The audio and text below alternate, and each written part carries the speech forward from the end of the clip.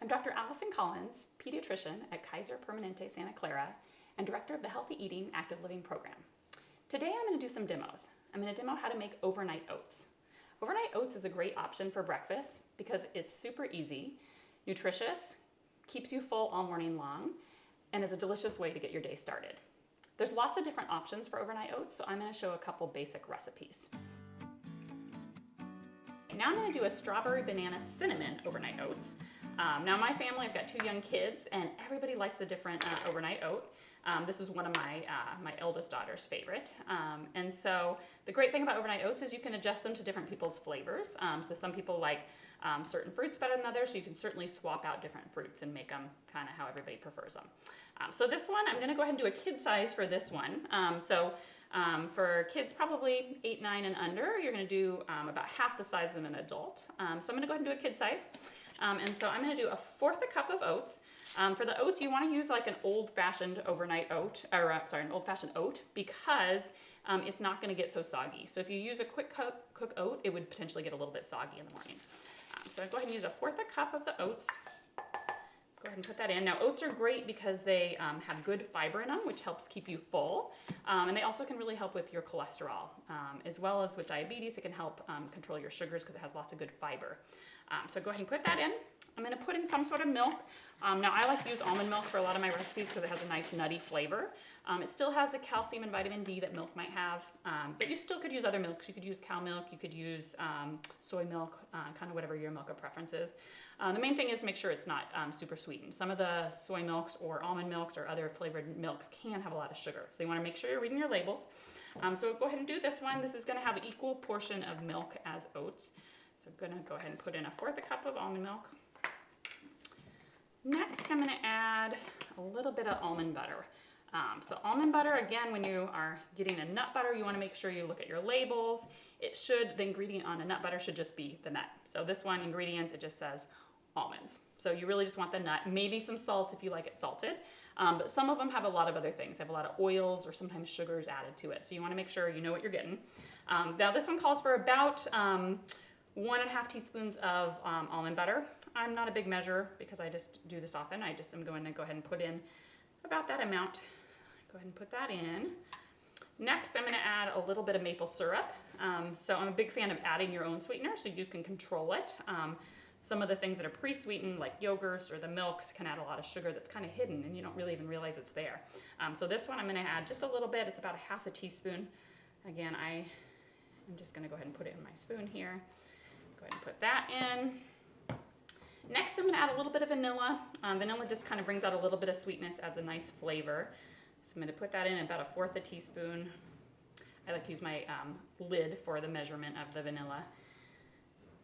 Next, I'm going to add a little bit of flaxseed. I'm a big fan of flaxseed in all my overnight oats or baking because it adds a really nice nutty flavor, but it also has some really good nutrition. It's got lots of fiber, helps with keep you regular, helps again bring down your cholesterol if you're worried about high cholesterol.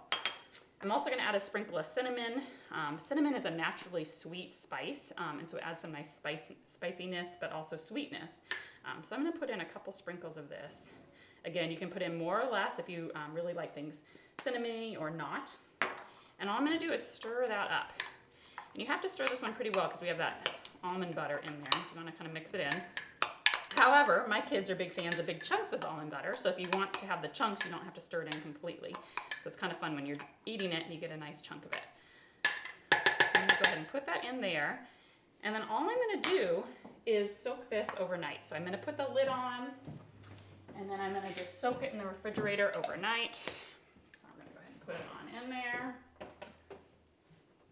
In the morning, here we go. Take it on out. And this one just needs some really simple prep in the morning. We're just going to add some strawberries. One thing about strawberries, you don't want to put them on the night before because the strawberries can react with the milk or liquid that's in there and kind of cause them to have a kind of acidic or metal flavor. So I've unfortunately done trial by error and added these the night before, and then it really doesn't taste that good in the morning. So I'm going to just add them the next morning. Sometimes what I'll do is I'll prep these the night before because I don't even have time to cut up strawberries in the morning because everybody's in a rush getting off to work and school. And so I will have these all cut up the night before and just keep them in a separate jar. But I'm just going to cut these all up. I like to add a lot of fruit to the mixture because it's going to have lots of good vitamins, also lots of fiber. So I like to really think about doing half of it fruit or vegetables, depending on what type of meal. I'm going to go ahead and add a layer of strawberries. Next, I'm going to layer some banana on it. So I'm going to take a banana. This is about a fourth of a big banana. And I'm just going to cut it up. You can do it however you like. You can do slices. In our family, we've gotten to do little fourths, so I went ahead and put that in fourths. I'm just going to cut it up in little pieces. Put a layer of that on.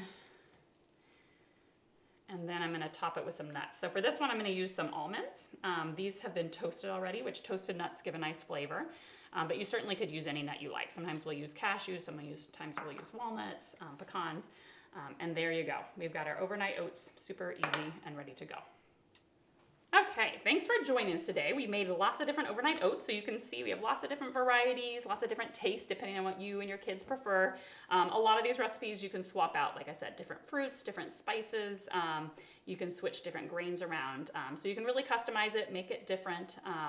This is a great way to get a change in your breakfast. So if you're used to eating breakfast cereal, unfortunately it's pretty processed. It doesn't really keep you full throughout the morning. So this is a great way to have a nice filling breakfast that gives lots of nutrition, but also is really tasty. And so it has lots of really good flavor. And hopefully you can create ones that you really like that fit your taste preferences. Thanks for joining me today. Again, I'm Allison Collins, pediatrician at Kaiser Permanente in Santa Clara, and I help direct the Healthy Eating Active Living program.